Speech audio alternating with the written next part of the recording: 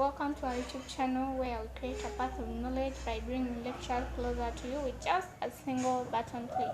Please don't forget to like, comment and subscribe to our channel. Today we are going to talk about the process of contract management. Let's get straight into the tutorial.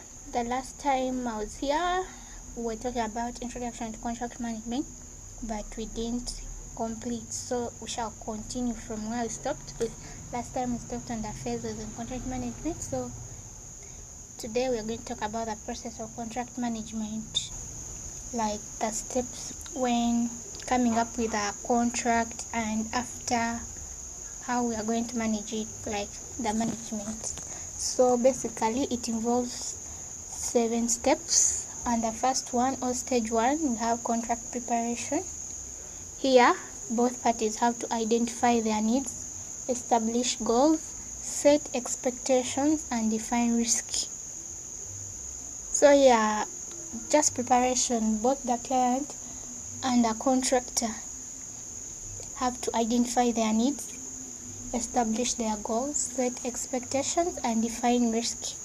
So it's always important to be organized and prepared with the right resources. So this contract preparation helps both parties to be organized and prepare with the right resources, since they will know that the contractor will know what the client needs. He prepares for which machines is to use, what is needed, which resources, if it's a house, how much cement, sand, such things. So it's always important to be organized and prepared with the right resources, and this makes making decisions much easier. The second step or stage is draft the contract, and it's advised while drafting your contract you should involve a legal team, have a lawyer, especially the client, because the contractor might add in some wording you might not understand, and in the end you mess up because you didn't understand whatever they meant in the contract. So it's always advisable for you to have a legal team while drafting, so that they can work on the clauses, the terms. For you might not know what some of the clauses mean, but the legal team will be able to simplify it, explain for you what each clause or terms of the contract includes. So it's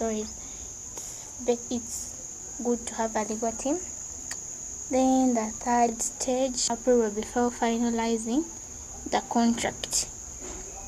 In companies that need managerial approval or have audit procedures, all the requirements for approval will need to be met before finalizing the deal. And I think this applies in all companies. An employee just can't come from nowhere and maybe he needs to buy a large amount of raw materials and just buys them without getting approval from the management. At least there is that one person who has to sign on document or that request sheet approving the items. So always get approval before finalizing it. And they say in a contract management platform, it's as simple as setting up an approval workflow, so that whoever needs to approve the contract receives a notification and can view, edit and comment on the contract in real time. So in contract management workflow, there is always let's say a panel where like each person receives that draft of your contract. Then both the client and the contractor, they view, edit and comment on the contract in real time. I think this is easier. So maybe you receive the contract today, then you review, then tomorrow you send, making things easier. Then we have contract negotiation as the fourth stage or step. And contract negotiation should begin with transparency and trust, anticipating and researching the other party's needs before the conversation simplifies the process and creates a strong foundation for a lasting relationship. So during negotiation there should be transparency and honesty and trust, and it's always better for both parties to anticipate and research for the other party's needs, so that when you come together to negotiate, at least maybe in your draft you've included some of the needs of the other party, and this makes work simpler, since it will be easy for you to come up with a final document, since at least most of both parties' needs are included. So 5 is sign the contract. This is the simplest part of the contract. After negotiation, both parties agree to the terms, to whatever the clauses, the wording. After them agreeing, the next step is to sign and make it official and legally binding. Then the 6th step is keep up with amendments and revisions. So during signing the contract, so the execution will start. You have to keep it, and the contractor, they have to keep up with the amendments and changes, because you can't say it will be perfect. You won't maybe encounter any problem that you need to change somewhere or what. So as one operates a contract, it's important to track changes and effects that can cause confusion between parties. It's important to stay ahead of the change and make sure both parties are fully aware and in agreement on any revisions. So if you're the contractor, you shouldn't just make your own choices and change without informing the client, and the client has to accept. Both of you have to be aware and in agreement with the changes.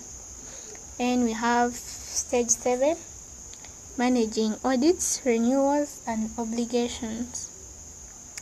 Contract management doesn't stop when the contract is signed. After we have signed the contract, so there is someone who is supposed to manage it. You have to like conditions are met and realize, so there is a management team there required to keep track of them, how the process is going,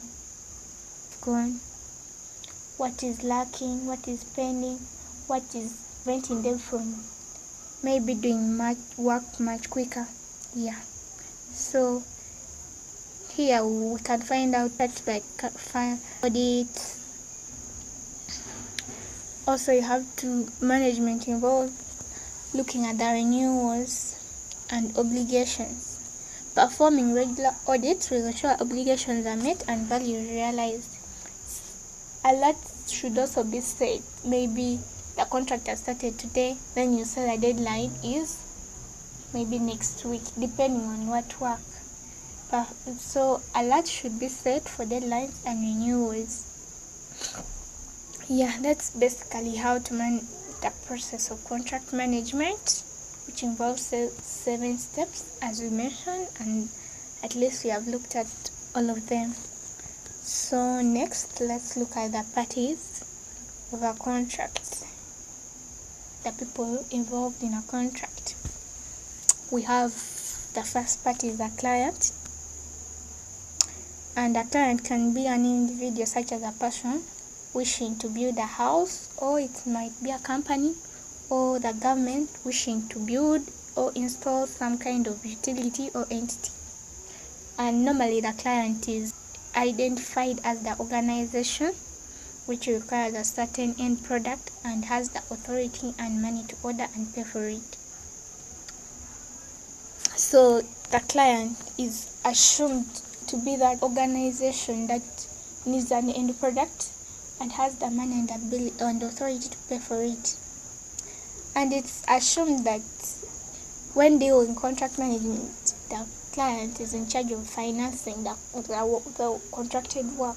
So if you're the client, unless otherwise, you're supposed to provide the financial help needed to do the contracted work. And if you're not able to do that, if the client lacks funds, then the client is not legally in position to award a contract. So if you can't provide the financial help needed to do the contract, award a contract, because now who will pay? Because you hire a contractor to do for you the work, so no one will be able to pay for you. So if you have no funds, don't award the contract. And the second party, we have the engineer. Here, the client often chooses to delegate the supervision's responsibility to a third party called the engineer. So, actually, the client is supposed to be supervising the contractor's work, but the client chooses to delegate that or pass on that responsibility to an engineer, and so the engineer will have to supervise the contracted work. And basically, he has three major duties. One is administrative duties, and under administrative, this is what the engineer does. The engineer builds relationships with the local authorities to deal with issues like land disputes and being authorized to carry out surveys. So the engineer builds that relationship. If you're to construct a road in an area, it's the engineer to go and talk to the local authorities or the residents about the land disputes, whatever. Maybe it's passing through someone's land, so he has to talk to that person, talk about the compensation. Then the engineer also builds the relationship with local authorities so that he can be authorized to carry out surveys, so that he can be allowed to maybe go to someone's land and survey it if it's fine for the road to pass through that land, such a thing. The second administrative responsibility is suspend work in case of mistakes caused by the contractors. So the engineer is responsible. As the contractor is doing his work, the engineer has to make sure, check, supervise. In case of any mistakes, he suspends the work. The third one is the engineer maintains daily site records and prepare progressive reports on the status of the projects. Then another duty, that the other duties of an engineer are the technical duties, and under this is what he does under the technical duties. We have ensure that the contractor has complied with the work standards, conditions of the contract, and the schedule of work specified in the contract. So the engineer has to ensure that the contractor is complying with what is in the contract. The engineer also provides technical and managerial advice to both the contractor and the client. Then the engineer also informs the client of any defects for which the contractor is responsible. In case he supervises maybe whatever you're building, and he finds any defects, any faults, it's his responsibility to inform the client. Then the third duty is the financial duties, and here the engineer connects with the client to ensure timely payment. So he makes sure the client provides that contractor's salary in time. Then the engineer satisfies monthly statements and submits certificates to the clients for payment. Then the third one is the engineer ensures that the client provides materials based on what has been budgeted for. So he makes sure the client does not provide less than what is budgeted for. Remember, it's during contract preparation we said they have to identify the resources, like they have to be organized and prepared with the right resources, so that the engineer ensures that the client provides the materials based on what has been budgeted for during contract drafting. Next, let's talk about the contractor as a third party. And the contractor is identified as the party involved in executing The physical work identified in a contract management is the contractor who does the blue collar jobs. For example, if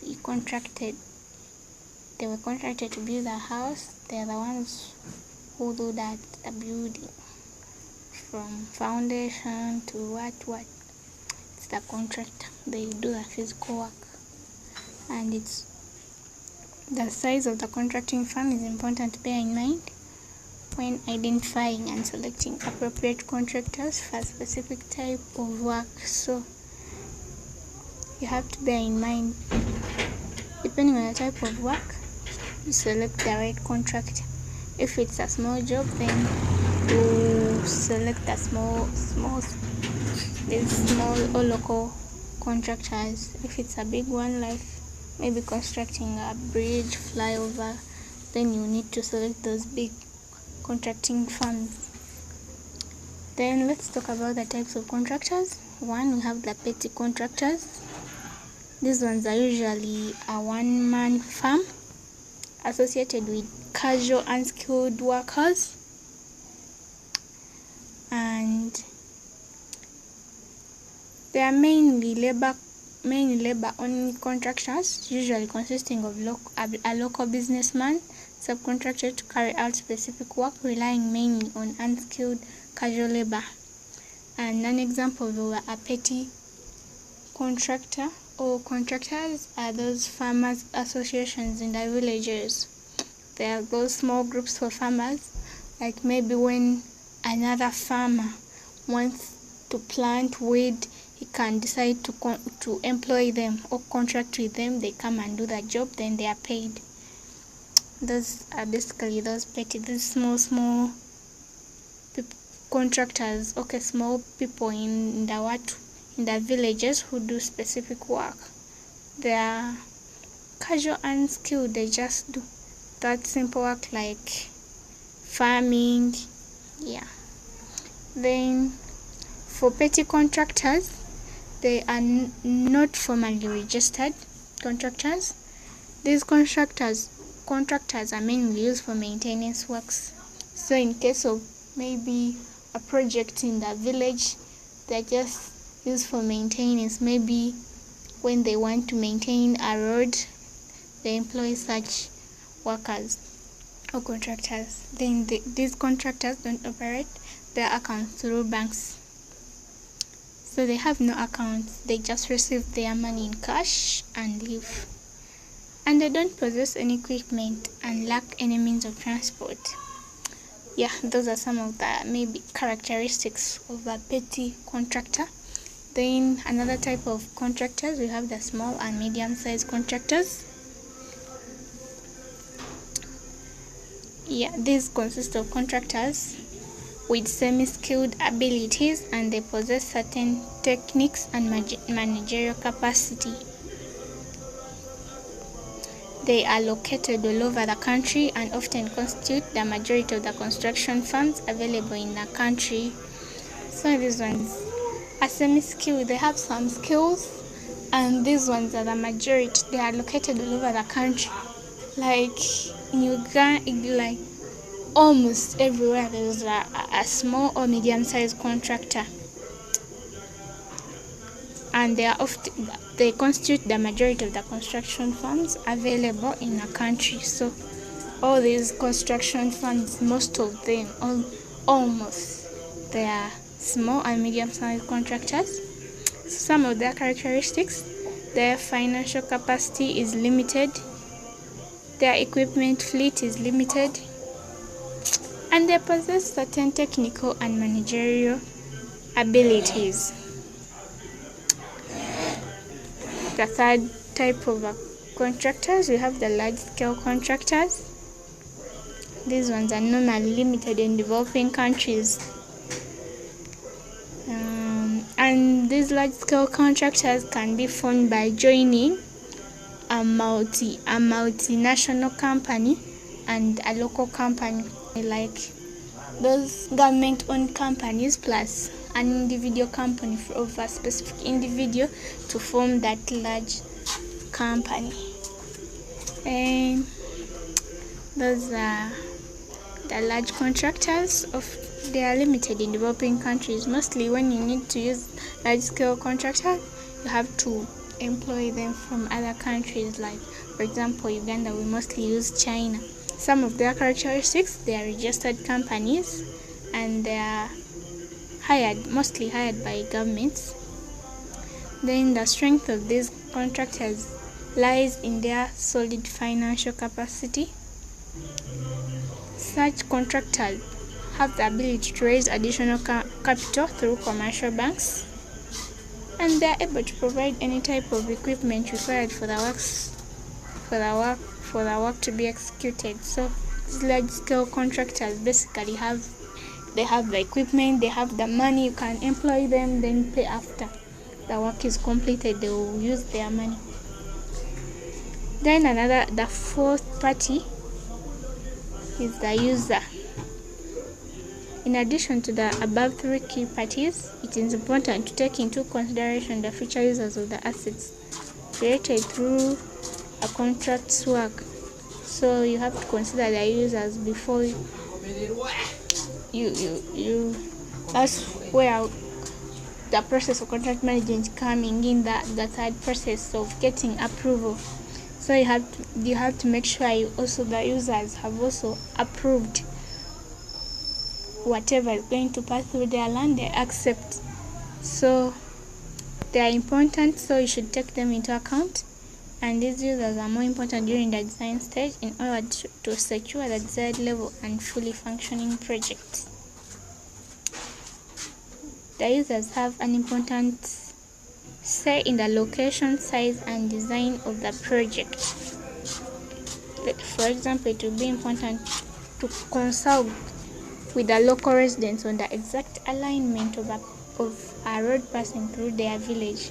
You can't just come from nowhere and you decide to put a road somewhere. You have to consult with them. Is it fine to pass the road or to align the road through such an area? Because some villages have their own things. Maybe they respect such a place. Nothing is there. Maybe it's their culture thing. So they have to first consult with them and they have to accept. Then the last part of contract management, we have the designer.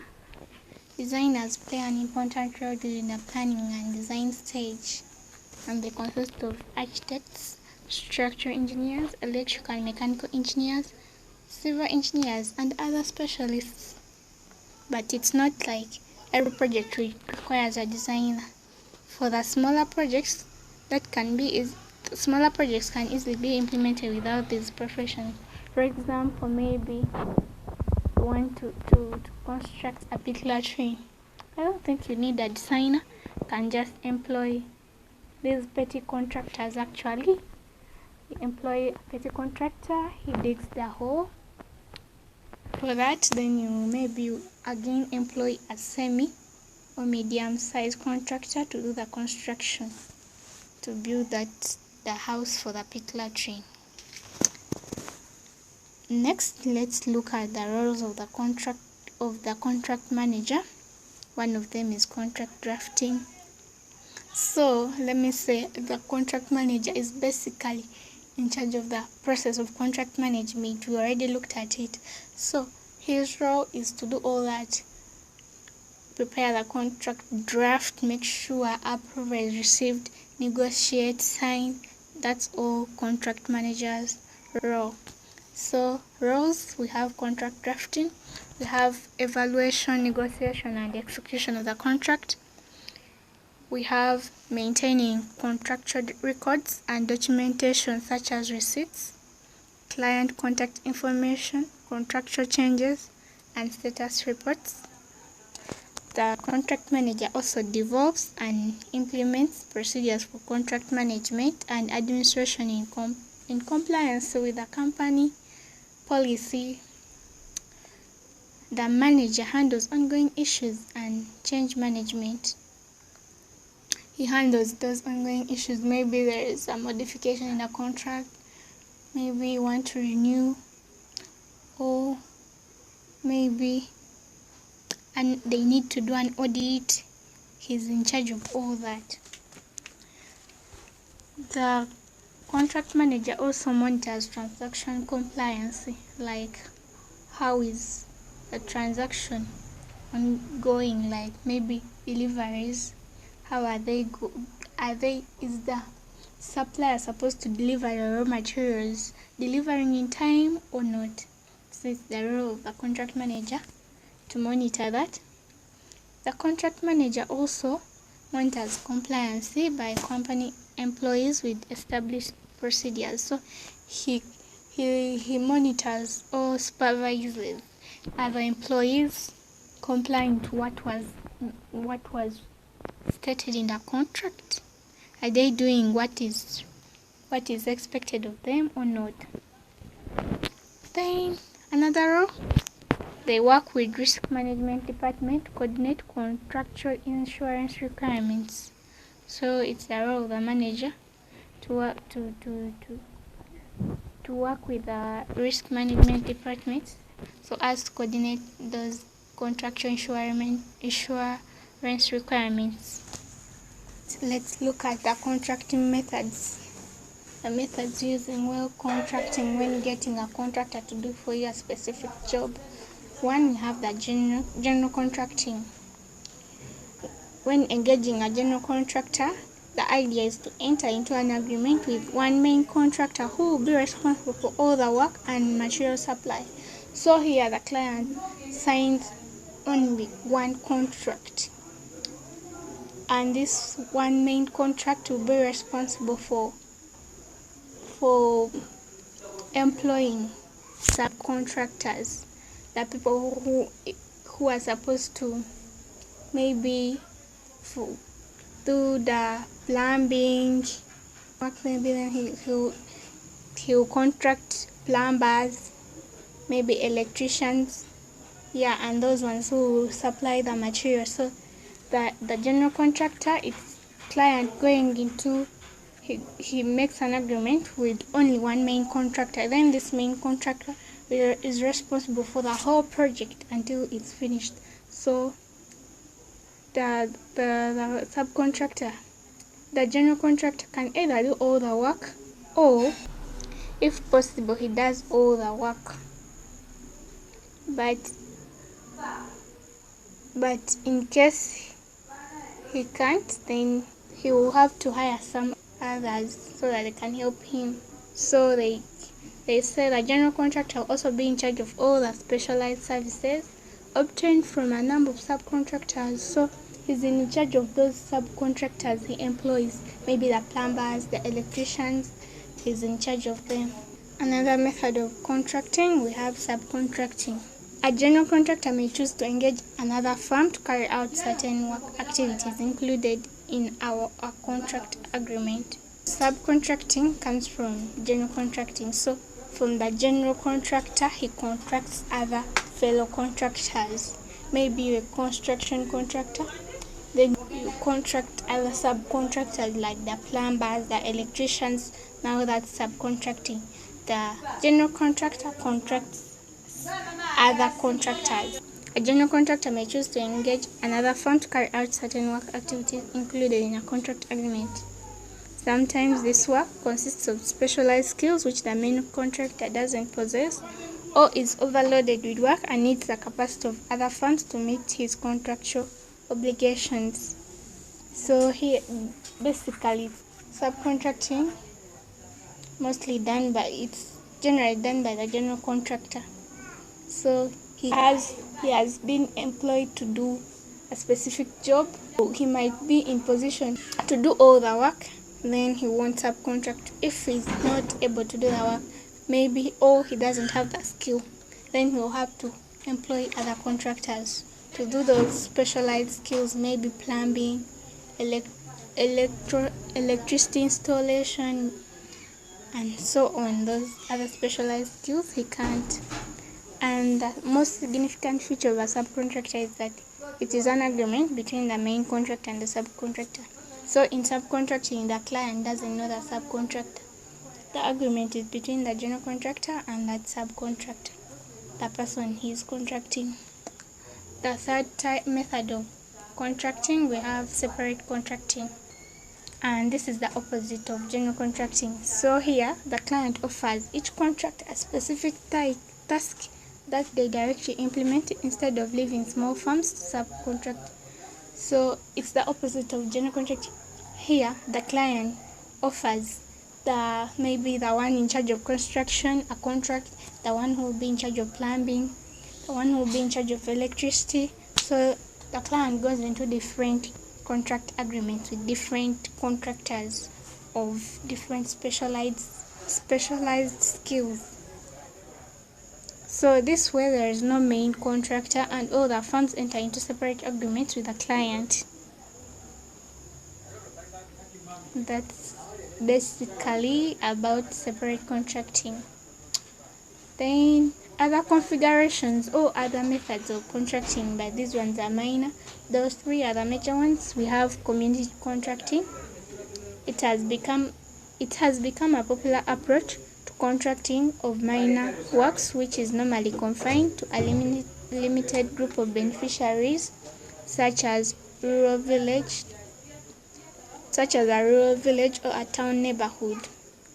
Community contracting is limited to a few semi-skilled individuals who can easily implement small projects in community. So community contracting, basically they use the petty contractors, those people in our local areas, maybe in an area they are contracted to do those small projects in communities. That's community contracting. Then we have the design construct method. Here the client will award a single contract for both the design and construction of the project, and it's usually used this design construct method is usually used or applied only to large scale works. Maybe they want to construct a bridge, let's say the Ginger Bridge. They employ the design construct method of contracting. They get one contractor to do both the design and construct. Let's say those Chinese, they did the design and constructed.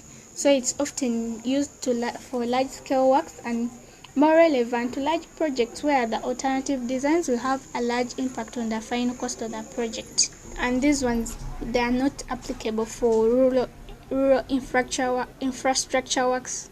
For example, maybe you want to build a mall, an apartment. It's not applicable because that's not huge. It's used for large scale works, those big roads. Let me say big projects. Let's say the construction of a bridge, for example, the Ginger Bridge, then the Northern Bypass. Yeah, such projects. Lastly, let's talk about the critical success factors for good contract management. We have good preparation. Critical success factors for good so the factors to successfully manage a contract. To successfully manage a contract, you should have good preparation. Effective evaluation of procedures and selection will ensure that the contract is awarded to the right provider. So once you're prepared, you've identified your needs, you've identified your needs, set expectations, defined your goals, define risk to enable you to award the contract to the right provider. Since before you select a contractor,